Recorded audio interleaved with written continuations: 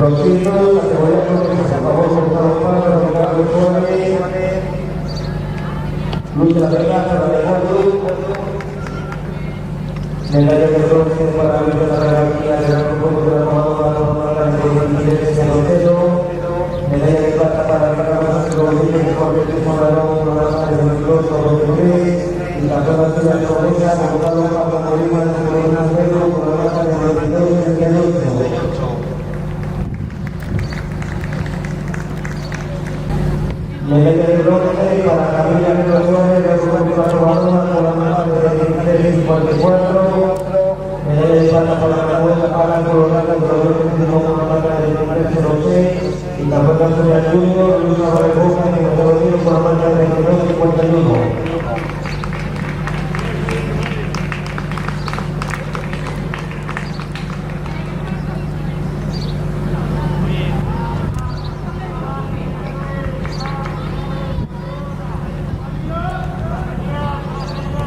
Nos queda la categoría más joven, la categoría juvenil, Manuel Vera, Sergio García Cañiza, David Puerto de Cara, zona de podio,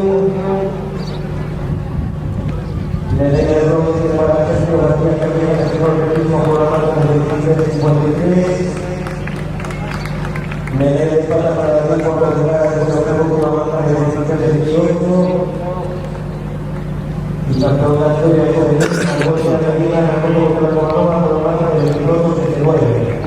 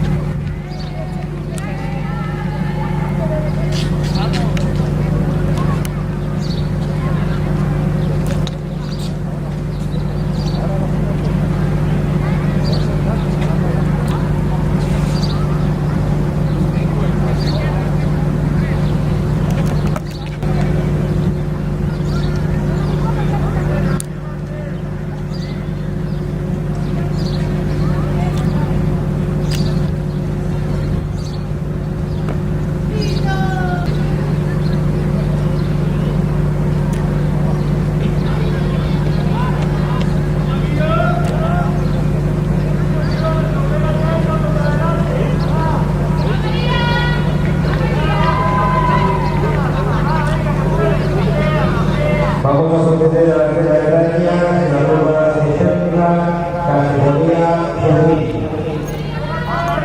Campeonas suyas con un salto de 3 metros, Jorge de la Montiel y el Julio Deportivo del Timón.